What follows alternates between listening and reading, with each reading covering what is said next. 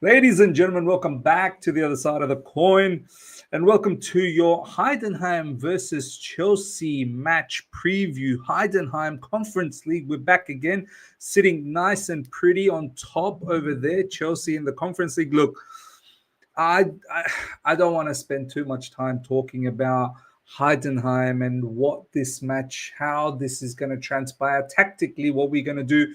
All I'm going to say is I've now watched enough matches in this Conference League to say that this is not a competition for us. I mean, we're in it. We've got to win it, but we are far ahead than anyone else in this competition. So I don't care whether it's Heidenheim. I don't care whether it's NO.10. I don't care, to be honest, anyone. I know there are a couple of teams.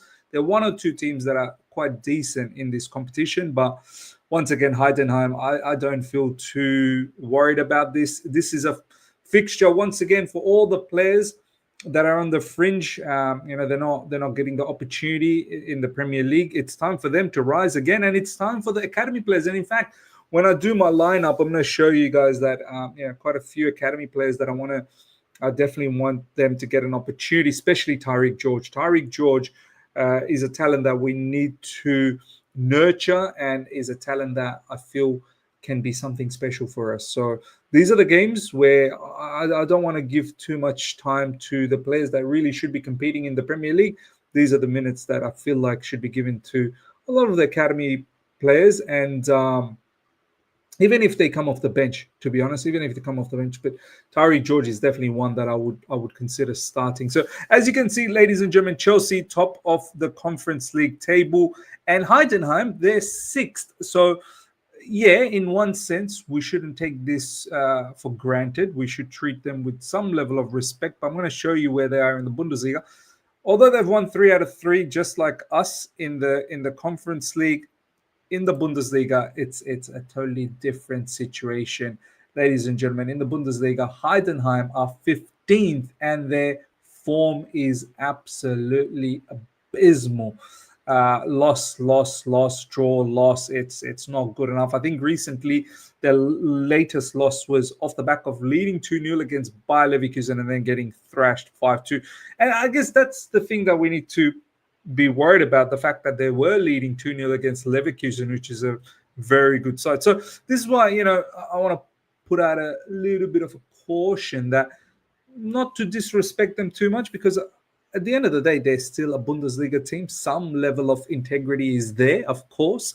But at the same time, I'm not worried. I mean, these players that we have, the fringe players that we have, they still should be hungry, and I feel like they are hungry, and especially in the Conference League, their talent, and plus Maresca's philosophy, the way we play, the way we want to press from high up, the way we want to have a lot of intensity, the way we want to play on the ball, the talent, the sheer talent that we have individually, plus with the tactical nous that we have, it should be a bit too much for Heidenheim. Now, few news before we get into the team selection for me. First up, ladies and gentlemen, if you guys remember, there was a news from Felix not that long ago, I think a couple of days ago, in regards to Acheampong, update on Josh Acheampong's situation. Tentative progress has been made on the Chelsea side. Chelsea are really pushing, and talks are ongoing. They don't want the situation to drag on. One area where progress has been made is Chelsea presented a potential idea for a loan to Strasbourg in the future. In talks on pathway, this was initially a stumbling block, as it wasn't desired by the player, but I'm told he's now more open to it after talk. So, look, I've got no issues with Josh Acheampong potentially being, thrown out on a loan for a season to Strasbourg. I think he'll build a good platform. He'll get good minutes. He'll get regular minutes, in fact, and he'll understand what it takes to be a top division type player. Strasbourg are in Liga, and that should not be taken lightly one bit. And they're doing fairly well under Liam Rossiner. So I've got no issues with this loan move. But the thing that I want to say is that there is a clear pathway with Reece James being injured and Malo Gusto also at times being injured. These moments, like your Conference League matches is perfect for Josh Acheampong. He would have been a starter, undoubtedly. Apparently, he is now back into training. This is the latest. I told you yesterday that progress has been made between Josh Acheampong and Chelsea. Today, he's back in first team training. So it's good news that he's back in first team training, but he's not been selected for the traveling squad to go and play against Heidenheim. So this is once again latest. So after all of that, Acheampong hasn't even traveled for the game. There must be a specific reason for this. My best guess is there has been progress, as I reported yesterday. So they want to drip feed him, but until it's actually signed, he won't be involved. So who are actually going to this match? Well, first of all, these are the ones that are missing out. The likes of Bettinelli, Chilwell, Fofana, Lavia, and Palmer have all remained at Cobham as they are not registered for the competition, with Caicedo, Cucurella, Fernandez, Gusto, Jackson, James, and Neto have also stayed in England. So you can already tell by the players that are staying in England and not traveling to Heidenheim, you can tell what the lineup is going to be against Aston Villa in the weekend. I think most of these players that haven't traveled for the Conference League match, you best believe they're going to start. A lot of people are saying that Neto is still not been seen in training. I hope he's ready for the Aston Villa game. I really, really hope. I mean, I don't really want him to miss 2 Premier League matches in a row. He's turning out to be an important player. So let's see what happens against Aston Villa. But as you can see, these players, I think, will start in the Premier League. This is the traveling squad, ladies and gentlemen, for Germany to Heidenheim. Goalkeeper Sanchez, Jurgensen, Bergström. Jurgensen most likely is going to start. In defense, we've got Disasi, Tossen, Badiashile, Colwell, Vega. In midfield, Chasser Cassidy, Carney, Chukwuemeka, KDH, Dyer, Rakseki. So a couple of academy boys there. And up front, Madueke, George, Felix, Mudryk, Sancho, Margui, Mujica. Hope I pronounced that right. Mujica.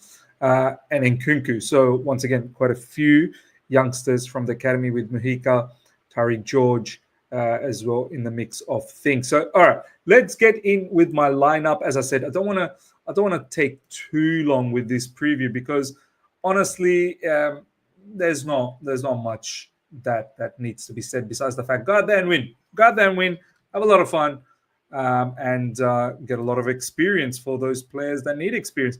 Jurgensen for me starts. This is the competition that he features in. So I'm going to get him to start. On the left side, I'm going to play with Renato Vega. And he's really going to be more, either he's going to invert or he's going to be the wide player, depending on who I'm going to have on the left side. I think I kind of know who I want to have on the left side, which means Vega will probably invert more than going out wide. I'll let you guys know who I'm going to have on the left wing. In the middle, I'm going to have Tossen. So, well, this side, it's going to be Badiashile. I'm going to have Badiashile because, he hasn't played. I know he played against Leicester in the weekend in the Premier League, but majority of the time he hasn't played. So, time for him to get some game time. Tossen definitely comes into the side. And the fact that I've got him there is when Vega inverts or he goes wide, everyone's going to shift to the right, which will make Tossen the person in the middle, and that's exactly who I want in the back three. Desasi, he's been playing as a RCB all of these Conference League matches, so he continues to play as the RCB, and generally he's been the captain in the Conference League matches. In the middle, well, this formation really should be 4-2-3-1. Yeah. In the middle, I'm going to go with, it's very simple, Cassidy, Chasser Cassidy, and Keenan Dewsbury Hall. I mean, look, Chukwuemeka could get some game time, but Chukwuemeka in a double pivot, I don't really fancy him so much. I'd rather have him a bit further up as a number 10, to be honest, but I've got someone else penciled down for number 10. Chukwuemeka can come off the bench. Look, at the end of the day, I think Chukwuemeka's time at Chelsea Football Club's finished anyway.